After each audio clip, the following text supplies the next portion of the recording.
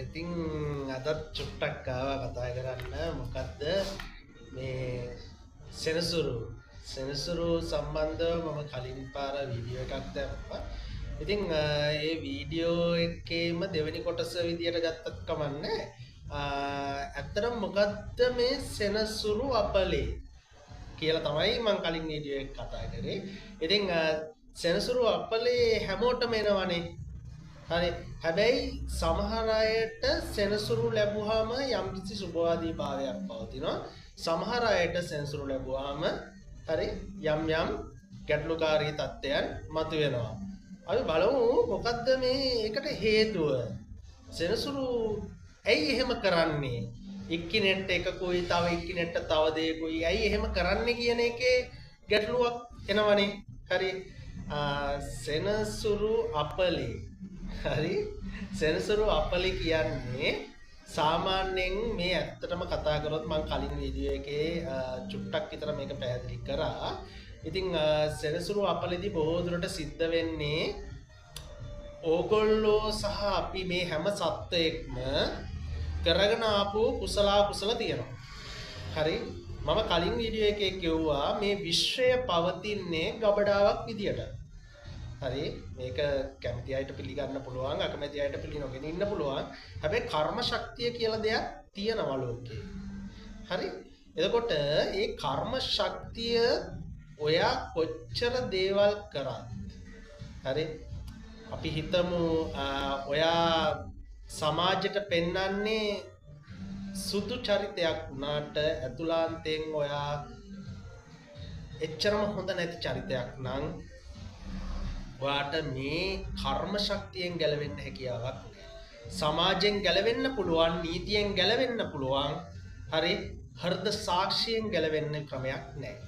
හරි ඇත්තම කතාව තමයි මේ අපලකාරී තත්ත්වයන් කියන්නේම හරි මේක සෙනසුරුට විතරක් අදාළ නැහැ. හරි සාමාන්‍යයෙන් සෙනසුරු කාලවලදීනේ අපි ගොඩාක් දුරට කියන්නේ මේ අපලකාරී තත්ත්වයන් තීව්‍ර වෙනවයි කියලා. හරි ඉතින් එතකොට මේ අපලකාරී තත්ත්වයන් පවතින්නේ අපි කරගෙන ආපු කුසල කර්ම මත. හරිද? මොකද විශ්වය කියන්නේ මේ කුසල කර්ම ගබඩාව. හරි ඒකෙන් ගැලවෙන්න කාටවත්ම බෑ. හරි එතකොට සාමාන්‍යයෙන් අපි නිකන් හිතමු මොන වගේ කට්ටියටද මේ වගේ වැඩිපුරම සෙනසුරු අපල ගෙන දෙන්නේ කියලා. හරි මේකෙදී සාමාන්‍යයෙන් මෙහෙම දෙයක් තියෙනවා. මම අර කලින් කිව්වා වගේ කර්ම ශක්තිය බලවත් නම් කර්ම ශක්තියට පිටුපාන්න කොහොමටවත් කාටවත් බැහැනේ. හරිද? ඒකට අර අපි මේ යම්කිසි ක්‍රමෝපායක් විදියට තමයි හරි කාකනිල් මැණික වගේ දේවල් අගෝර යන්ත්‍රය වගේ දේවල් පළඳින්නේ කියලා කියන්නේ. හරිද? නමුත් කර්ම ශක්තිය මොන වගේ ඇද්ද යාගේ? හරිද? සහ වඩා දැන් අපි සමහර කට්ටියගේ දන්නවා මේකේ සෙනසුරු ඒ රාෂ්ටක වගේ තත්ත්වයක් ලැබුවාම සමහර කට්ටියගේ අතප්පයක් කැඩෙනවා. කාලෙකට එක්තැන් වීමේ අවස්ථා අපි දැකලා තියෙනවා. හරි ඉතින් ඒ වගේ අවස්ථාවලදී එහෙම නැත්නම් කල්පවතින රෝගාබාධයක් හැදෙනවා. හරිද? බොහෝ දුරට වම් පාර්ශවය පාදක කරගෙන ශරීරයේ වම් පාර්ශවය පාදක කරගෙන තමයි මේ රෝගී තත්ත්වයන් නැති වෙන්නේ. හරි? එතකොට ඒක කොහොමද මේ වෙන්නේ?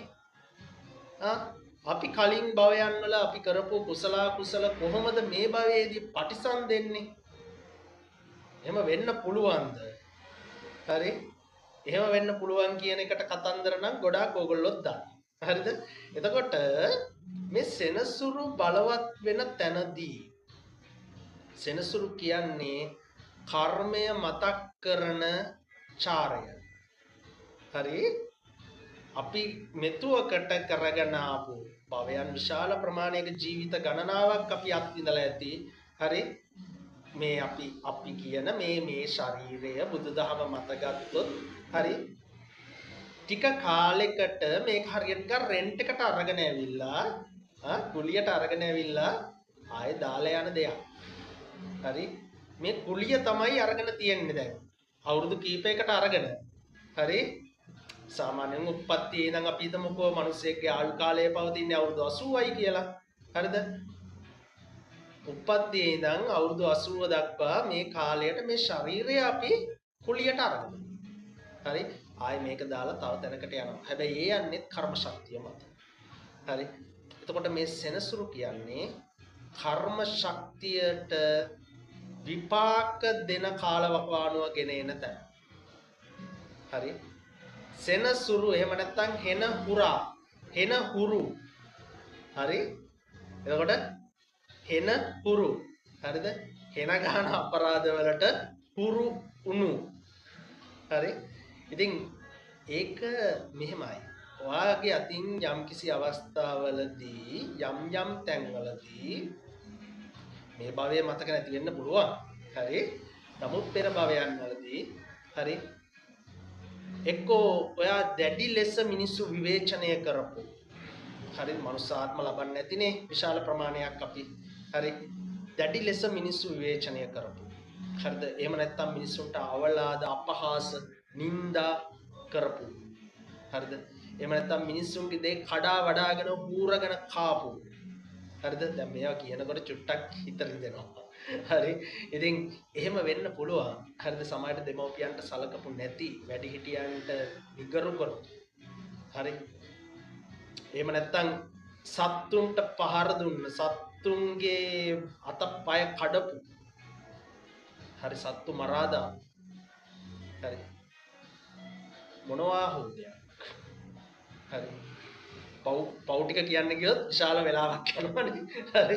ඉතින් මොනවා හෝ දෙයක් කරපු කෙනෙක් නම් තමයි මේ භවයේදී සෙනසුරු ලැබුවාම හෝ සෙනසුරු මහදසාවක සෙනසුරු අන්තර්දසාවක ඒ රාෂ්ට්‍රක තත්ත්වයන් වලදී හරිද? විශාල වශයෙන් හානි ගෙන දෙන පුද්ගලයන් බවට පත් වෙන්නේ. හරි. එතකොට හැම තිස්සෙම අපි මේ කර්මය විග්‍රහ කරන ශාස්ත්‍රයක් තමයි ජ්‍යොතිෂය කියන්නේ.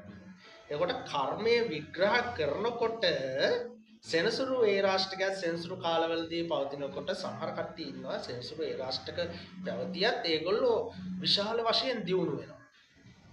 හරි. එහෙම වෙන්නේ කොහොමද? කර්මය. හරි කර්මය. හරි. එයා කරගෙන ආපු දේ මං කිව්වේ අර මං ගොඩාක් ජ්‍යොතිෂයේදී මගේ ගාවට ඇවිල්ලා කට්ටිය අහනකොට මං කියන දේ තමයි. හරි. සෙනසුරු දෙන්නේ සෙනසුරුට දෙන්න පුළුවන් දේ. ඒක හොඳට මතක තියාගන්න. සෙනසුරු ඔයා හොදක් කරලා තියෙනවා නම් කවදක්. හරි. සෙනසුරු කියන්නේ වෙලාවකට හරි අපිට කියන්න පුළුවන් කවුද අර ඉන්නේ ගහලේ. හරිද? බෙල්ල ගහලා දානවා වෙලාව. හරිද? වෙලාවකට සෙනසුරු දෙවියෙක් වගේ උදව් කරන වෙලාවලුත් තියෙනවා. හරි. මේ කර්ම ශක්තිය අනුව තමයි මේ හැම දෙයක්ම තීරණය වෙන්නේ. හරිද? ඔයාට යම්කිසි ජ්‍යොතිර්වේදියෙක් නියම කරනවා නම් ඔයා මේ ටික කරන්න ඔයාට මේ කාලේ මේ ප්‍රශ්න ටික තියෙනවා නේ කියලා. ඒක සෙනසුරු ඒ රාෂ්ට්‍රකයන් ලැබපු සෙනසුරු මහදසාවක් ගෙවන සෙනසුරු අන්තර්දසාවක් විදසාවක් ගෙවන. හරිද? හැමෝටම කියන එකම දේ නෙමෙයි. හරි?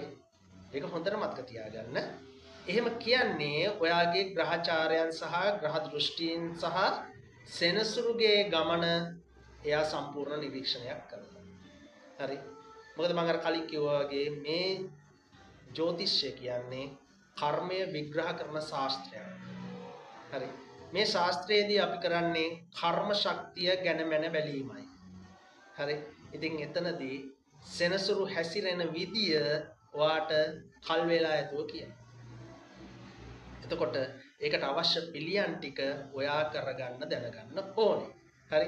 සමහර අයට සෙනසුරු ඒ රාෂ්ට්‍රකයන් ලැබුව පමණින් සෙනසුරු මහදසාවක් විදසාවක් හරිද?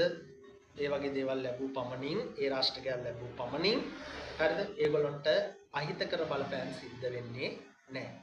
සමහර තැන් අපිට හම්බෙලා තියෙනවා සෙනසුරු ලබලා හරිද? විශාල වශයෙන් දියුණු වෙනවා. හැබැයි හිටියටත් වැඩිය අන්ත තත්ත්වයට බොහොම නොබෝ කාලයකින් ඇදලා දානවා. හරි. ඒකයි මේ කර්ම ශක්තිය බලපවත්තන විදිය.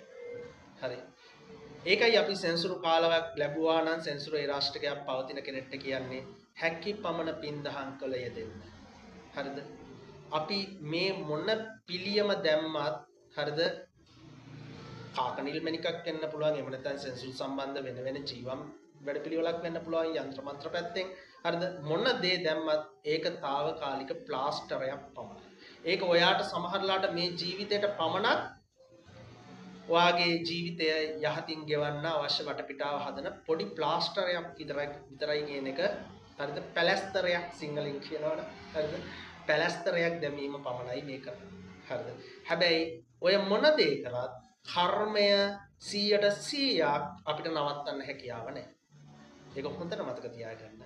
හරිද? කර්මය අපිට නවත්තන්න එහෙම 100% හැකියාව නැහැ. උපරිම වාට වෙන්න තියෙන විශාල හානියක් අවම හානියකින් වෙන්න වැඩ කටයුතු ටික සකසා දීමක් පමණයි මෙතනදී කරන්නේ. හැබැයි ඔයා නිරන්තරයෙන් පින්දහම් කරන කෙනෙක් නම් හරිද? ඔයාට වෙන්න තියෙන හානියේ ඉතාමත් අවම වීමේ ප්‍රවණතාවයක් තියෙනවා. ඔයා මේ දාන පැලැස්තරත් එක්ක ඒක සමහර විට නොවෙන්නත් ඉඩ තියෙනවා. හරිද? ඉතින් ඒක නිසා හරි සෙනසුරු කියන්නේ ඇත්තටම අපිට හොඳ නරක මතක් කරලා දෙන කෙනෙක්. හරි. ඉතින් මම හිතනවා සෙනසුරු ඒ රාෂ්ට්‍රකයක් නිසා කවුරු ජීවිතේ වැටෙන්න ඕනේ නැහැ. සෙනසුරු ඒ රාෂ්ට්‍රකයට අපිට පිළියම් කියන්නේ පැලැස්තර යොදන්න හැකියාව තියෙනවා. හැබැයි ඒක ඔයාගේ මේ ජීවිතයට පමණක් සීමා වෙන බව මතක තියාගන්න. හරි. මොකද ඔයාගේ ඊළඟ භවයේදී හරිද? මොකද අපි පුනරුත්පත්තිය විශ්වාස කරනවා බෞද්ධයෝ විදියට. හරි. ඒක මේ වෙනකොට විද්‍යාත්මකව සනාථ වෙමින් පවතිනවා. හරි. ඔයාගේ මේ භවයට යොදන පැලස්තරේ ඊළඟ භවයට යොදා ගන්න හැකියාවක් නොලැබෙන්නට ඉඩ තියෙනවා. එතනදී ඔයාට ඒ කර්මය මේ භවයේදී ගෙවිය නොහැකි වූ කර්මය එතනදී ගෙවිය යුතු වෙන්නට ඉඩ තියෙනවා. ඒක නිසා හැකිතරම් පින්දහම් වල යෙදෙන්න. හරිද? නමුත් මම හැමතිස්සෙම කියන දේ තමයි ජීවිතේ වැටෙන්න ඕනේ නැහැ. හරිද? ඔයා පිළියම් යොදා ගන්න ගමන් ඔයා පින්දහම් වල යෙදෙන්න. හරිද? ඔයාගේ ඒ කර්ම ශක්තිය අහෝසි කිරීමේ ශක්තිය තියන්නේ ඔයාටම තමයි. බොහොම